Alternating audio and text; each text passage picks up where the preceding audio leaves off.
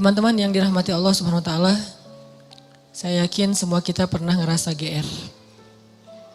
Ada yang gak pernah kegeeran? Kalau saya dulu sering. Salah satu ciri orang yang masih sendiri itu adalah kegeeran. Karena kalau dia udah berdua gak mungkin kegeeran kan ya. Kegeeran itu kan karena belum ada yang pasti kan. Sehingga dia kayak mensugesti diri sendiri bahwa dia tuh diinginkan. Walaupun sebetulnya enggak.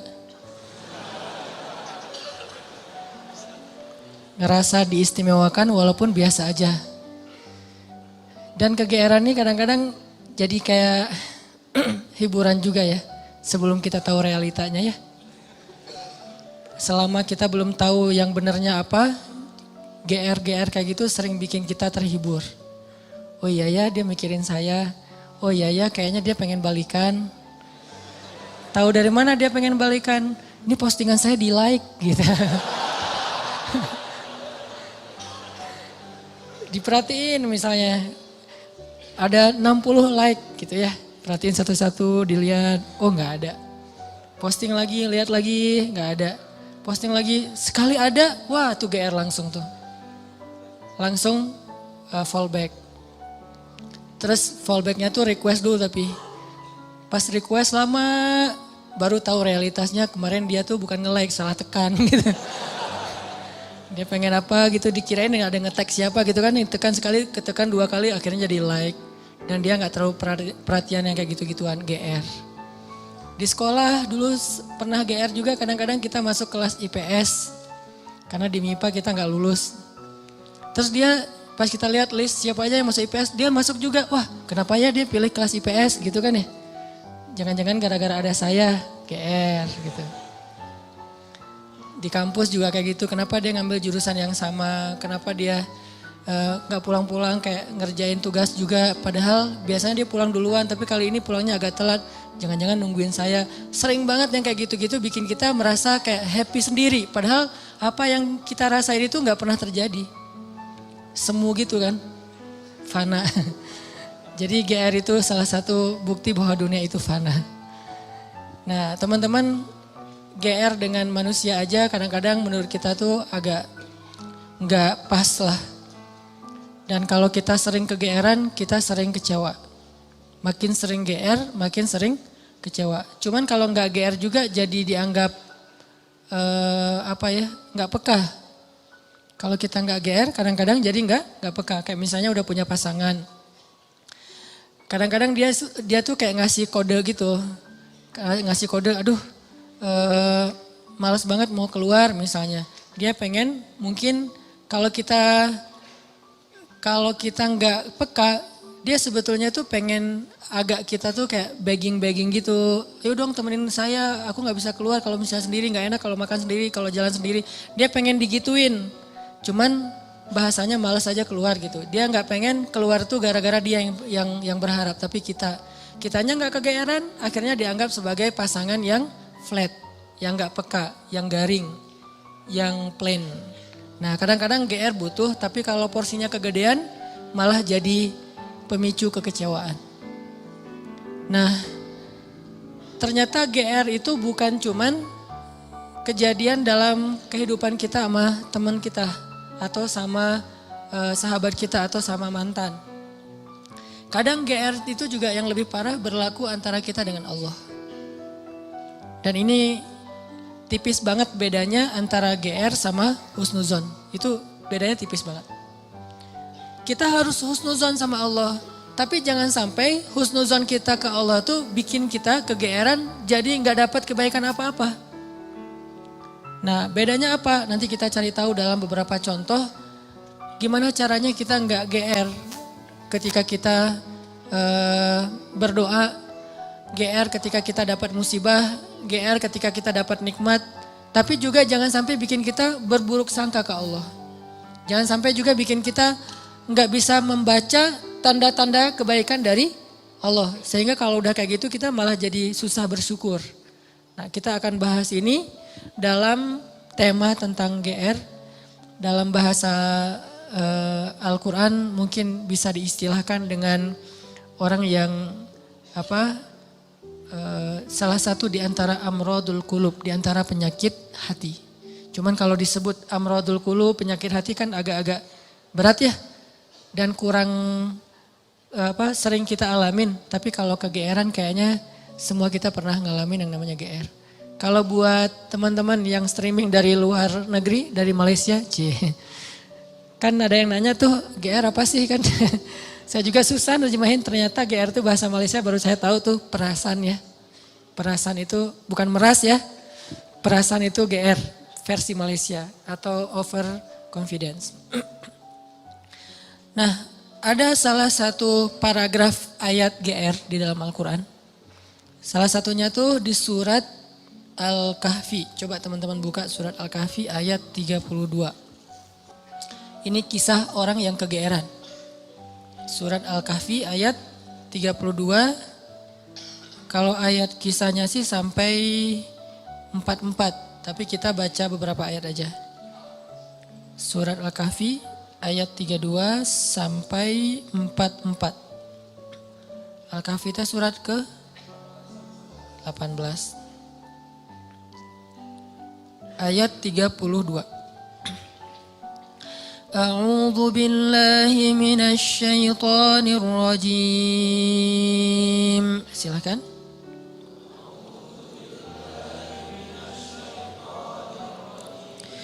Bismillahirrahmanirrahim.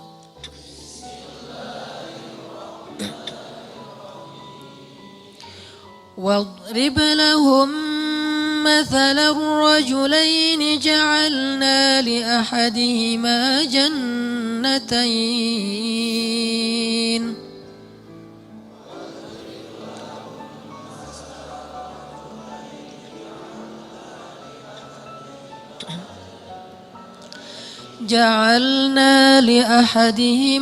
جنتين من أعناب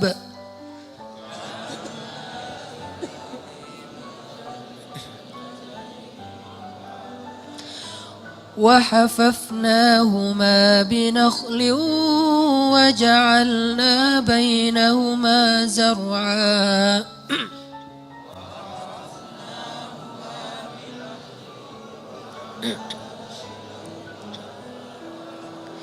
كلتا الجنتين آتت أكلها ولم تظلم منه شيئا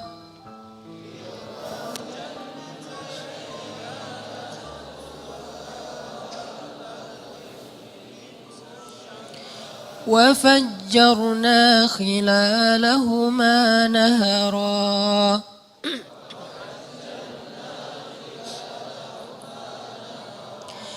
وكان له ثمر فقال لصاحبه وهو يحاوره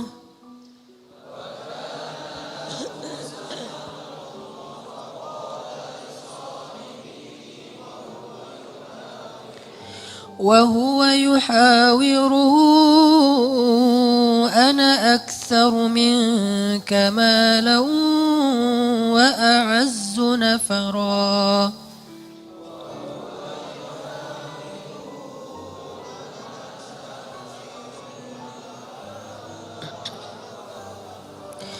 ودخل جنته وهو ظالم لنفسه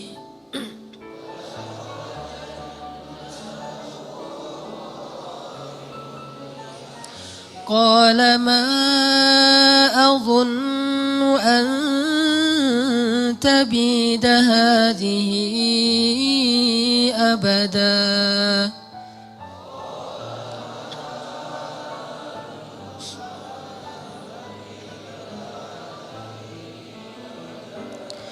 وما أظن الساعة قائمة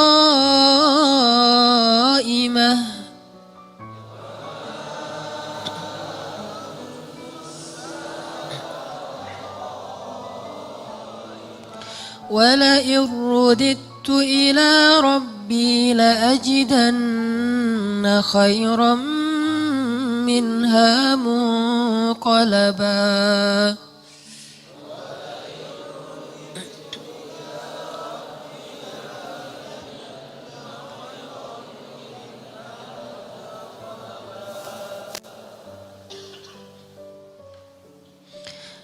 Dan sampaikanlah perumpamaan kepada mereka tentang kisah dua orang laki-laki Bani Israel. Yang seorang kafir, namun kami beri kepada dia 2 buah kebun anggur yang kami kelilingi kedua kebun itu dengan pohon-pohon kurma.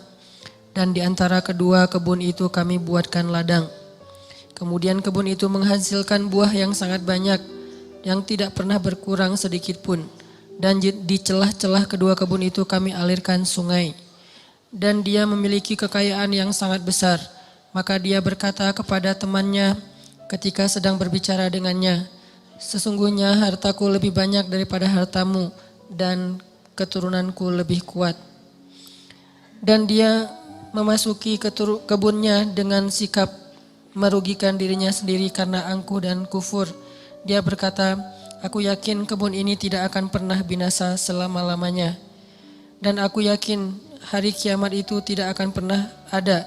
Dan seandainya aku dikembalikan kepada Tuhanku kelak, pasti aku akan mendapatkan tempat kembali yang lebih baik daripada ini. Sadaqallahul azim. Ini contoh orang yang GR. Gimana contoh orang yang GR? Dia itu jauh dari Allah. Malah kalau di ayat ini dia nggak beriman kepada Allah sebetulnya. Dia nggak menyembah Allah, dia syirik. Tapi dia ngerasa diistimewakan oleh Allah. Ada orang yang syariat nggak dia jalanin. Ibadah nggak dia lakuin. Akhlak nggak baik-baik amat. Dia punya harta tapi nggak pernah mau haji. Punya kelebihan harta nggak pernah bayar zakat. Nggak pernah bantu orang lain. Sholat sering ditinggalkan. Aurat dia buka. Tapi kehidupannya baik. Secara finansial dia sukses, karirnya luar biasa, terus networkingnya luas. Pokoknya hidupnya itu kayak gak ada kekurangan apapun dalam urusan dunia. Lalu dia berpikir, oh kayaknya Tuhan gak benci-benci amat sama saya. Jadi gak penting-penting amat juga harus setaat yang si fulan. Buktinya tuh yang rajin ke masjid masih miskin. Buktinya tuh yang udah menjalankan syariat dengan baik masih susah. Buktinya yang udah haji ternyata kehidupannya gak lebih baik dari saya. Artinya dia kegeeran ngerasa bahwa dia itu diistimewakan oleh Allah Subhanahu wa taala padahal dia tuh jauh dari Allah Subhanahu wa taala. Ini contoh kegeeran. Atau dalam pekerjaan dia melakukan pekerjaan-pekerjaan yang sebetulnya dia tahu itu gak boleh. Hasilnya itu gak halal. Pekerjaan yang menzalimi orang lain, baik menzalimi secara sengaja ataupun memang sistemik. Dia sengaja ngezalimin orang kayak curang dalam timbangan gitu kan ya. Atau secara sistem memang jenis pekerjaannya itu menzalimi orang lain sehingga gak halal. Cuman dengan pekerjaan itu dia sukses gitu. Sedangkan ada temannya yang kata dia terlalu idealis malah gak bisa sukses kayak dia. Kegeeran, merasa bahwa oh sebetulnya ini sih gak masalah kayak gini-gini amat. Yang penting kan saya nanti bantu anak yatim, fakir miskin, menyantuni panti asuhan kayak gitu-gitu untuk menghilangkan less guilty lah. Padahal dalam bahasa Al-Quran kadang-kadang Allah menyebut sanastadrijuhum min haitsu la ya'lamun. Ini dikenal dengan istilah istidraj. Istidraj. Apa itu istidraj? Pasti teman-teman pernah dengar. Istidraj itu Allah udah sampai ke tahap ngebiarin dia. Dan ini adalah paling bahaya dalam hidup seorang hamba. Ketika dia dicuekin sama Allah. Kalau Allah masih perhatian sama dia, ketika dia salah Allah tegur. Ketika dia salah Allah kasih kesempatan. Ketika dia salah Allah kasih ujian. Supaya apa? Supaya dia insaf, terus dia balik kepada Allah Subhanahu wa taala. Kalau orang masih dikasih ujian, masih dikasih musibah, masih ditegur sama Allah dengan niat supaya dia balik, sebetulnya Allah masih perhatian sama dia. Justru ketika ada orang yang bikin dosa terus Allah biarin aja, gak ada masalah setelah dia bikin dosa dan seterusnya, kayaknya hidupnya tuh lempeng, nyaman, Sebetulnya Allah lagi nyuekin dia dan dicuekin Allah itulah seburuk-buruk kondisi seorang hamba. Makanya ada surat pembukaannya itu adalah kata-kata cuek. Makanya surat itu kalau kita baca nggak boleh pakai bismillah. Ta'awuz langsung ke ayatnya. Yaitu surat apa? Surat Baro'ah. Atau nama lainnya adalah At-Taubah. Baro'atun. Arti Baro'atun tuh terserah lu deh gitu. Baro'atun tuh arti lainnya terserah kamu deh. Atau saya udah gak mau ikut-ikutan ya. Atau bahasa lain udah cuek aja deh, biarin aja dia sendiri. Atau bahasa sosmednya Allah unfollow sama dia. Masih mending unfollow, masih bisa dilihat di history ya. Di blog. Ini baro'atun. Kalau dalam bahasa surat yang lain zarhum. Biarkan mereka. Yakhudu wa yal'abu, bersenang-senang, bermain-main.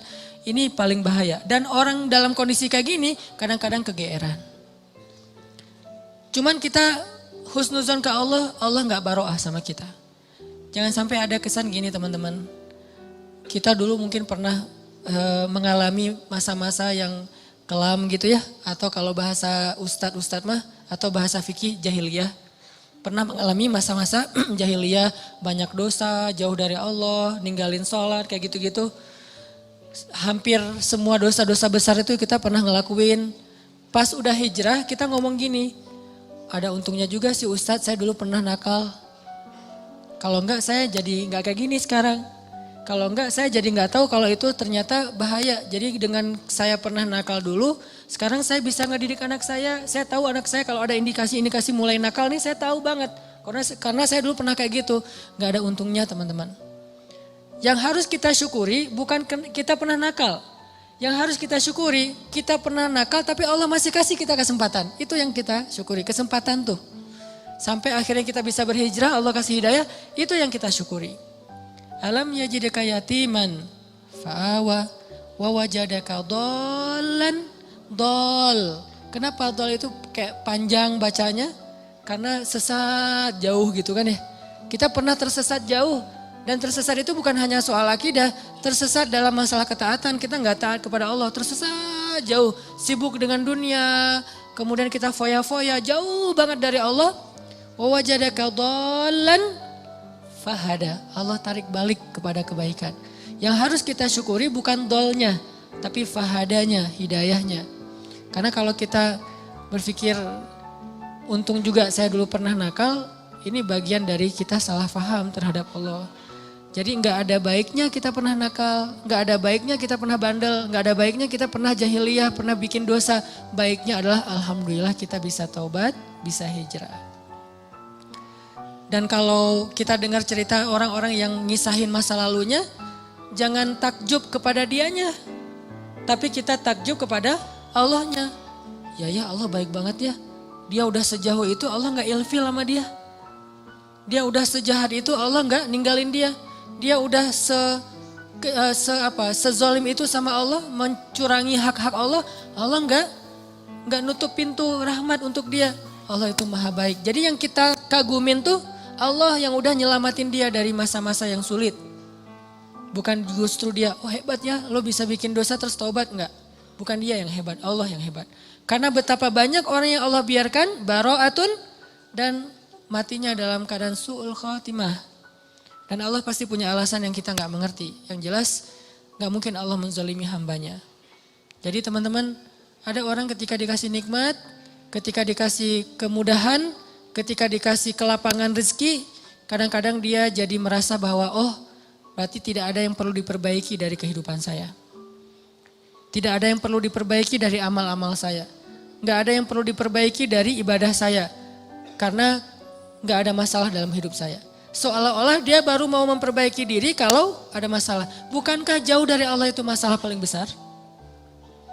Musibah paling besar dalam hidup kita itu kalau kita jauh dari Allah. Harusnya kita telat salat subuh juga, itu udah sedih tuh. Bukan hari ini telat salat subuh atau enggak salat subuh sampai dijamak dengan duha. Tapi hari ini enggak ada masalah.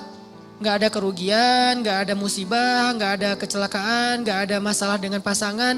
Oh jadi aman nih hari ini gak ada masalah apa-apa. Bukankah masalah terbesar itu bukanlah, masalah terbesar kita itu bukan didiemin sama pasangan. Walaupun buat saya itu berat banget. Istri itu kalau udah diem buat saya tuh musibah dunia nih. Diajak ngapa-ngapain sama teman, enggak dah kalau istri saya masih diem. Jadi saya bujuk-bujuk, cium tangan apa, gak usah dibahas. Pokoknya gimana biar dia mau senyum dong senyum, paksa-paksain senyum, akhirnya dia senyum, alhamdulillah. Tapi sebelum saya maksain dia senyum atau bujuk-bujuk kayak gitu, saya ngelobi langit dulu, langsung wudhu, sholat hajat, ya Allah engkau yang menggenggam hati istri saya, balikin dong hati dia ke saya. Pas selesai assalamualaikum, pas ke kiri udah ada dia sebelah sih. Drama banget sih. Nggak penting banget cerita kayak gitu.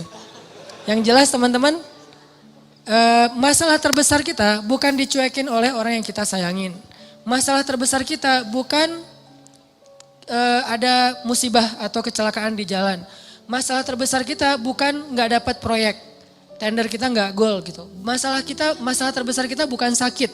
Masalah terbesar kita dalam hidup kita itu adalah ketika kita jauh dari Allah SWT.